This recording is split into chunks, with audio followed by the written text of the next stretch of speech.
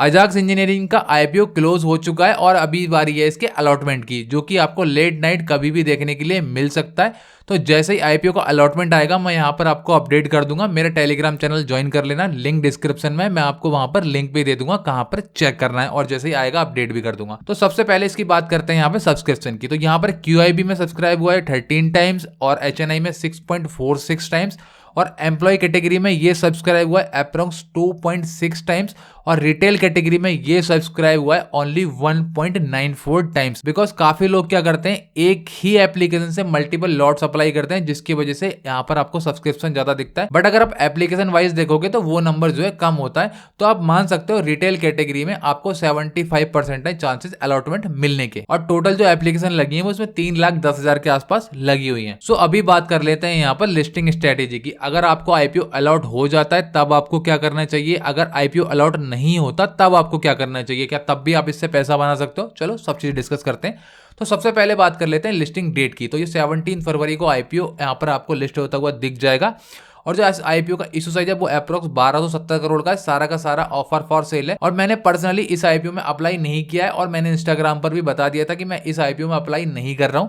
सो अगर हम बात करें लिस्टिंग स्ट्रेटेजी, सबसे पहले तो देखो मार्केट सिचुएशन जो है वो अभी अच्छी नहीं चल रही है, और 17 फरवरी आते आते अगर यहाँ पर मार्केट सिचुएशन थोड़ी अच्छी हो जाती है तो आप उम्मीद कर सकते हो कि यहाँ पर 5 से 10% का आपको इजीली लिस्टिंग गेन मिल जाएगा। सो अगर मैं जीएमपी की बात करूं, अभी करंट जो जीएमपी चल रही है वो सिर्फ 3% के हिसाब से चल रही है। दैट मीन्स अगर आपको अलॉटमेंट मिल भी जाता है और करंट जीएमपी के हिसाब से आपको सिर्फ 3% का प्रॉफिट होने वाला है।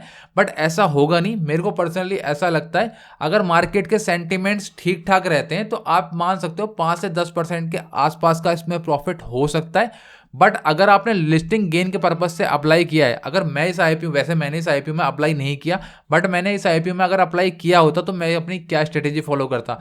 देखो अगर मुझे आईपीओ में अलॉटमेंट मिल जाता, अब इसका प्राइस है 629 रुपये, अब यहां से अगर ये मुझे 10% या 8% के आसपास भी अगर लिस्टिंग दे देते ना, तो मैं यहां से तुरंत लिस्टिंग गेन लेके आउट हो जाता। अगर मुझे अलॉटमेंट मिल जाता और लिस्टिंग होती अप्रोक्स 2-3% के आसपास, तब भी मैं इसमें तुरंत एग्जिट मार देता, क्योंकि इसकी वैल्यूएशन ऑलरेडी काफी ज्यादा है। अगर आपको 7-8% अगर लिस्टिंग मिल जाती है that is more than enough, because मुझे लगता नहीं कि ये ज्यादा आने वाले टाइम में बहुत जल्दी ऊपर जाने वाला है। और अगर आपका व्यू लॉन्ग टर्म का है तो उसके लिए आपको क्या करना चाहिए, मैं पर्सनली क्या करूंगा, अगर मेरा व्यू लॉन्ग टर्म का है तो मैं इसके लिए इसको पहले अप्रोक्स 30 से 40% नीचे गिरने का वेट करूंगा। जब ये आईपीओ जो प्राइस लेके आए हैं उससे 30 से 40% जब नीचे गिर जाएगा तब मैं सोचूंगा कि हाँ भाई इसमें मैं थोड़ा पैसा लगा सकता हूं।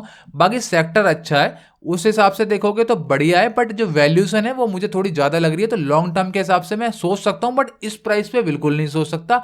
और अगर मैं शॉर्ट टर्म की बात करूं तो लिस्टिंग गेन लेते ही मैं इस आईपीओ में निकल जाऊंगा, लॉस तो बिल्कुल भी नहीं लूंगा। सो अगर मैंने अप्लाई किया होता और मुझे अलॉटमेंट मिल जाता तो मैं पहले दिन ही 2, 3, 5, 6, 7, 8, 10% जितना भी मिलता उसको लेके साइड में हो जाता, क्योंकि मार्केट सिचुएशन ऐसी नहीं है कि मैं इसको होल्ड कर पाऊं। अच्छे अच्छे शेयर नीचे आ रहे हैं तो ये तो क्या ही चीज है। और बाकी जैसे आईपीओ का अलॉटमेंट और सारी अपडेट्स मैं अपने टेलीग्राम चैनल पे देता हूं, तो जाके ज्वाइन कर लेना, बिल्कुल फ्री है, और लिंक आपको डिस्क्रिप्शन में मिल जाएगा।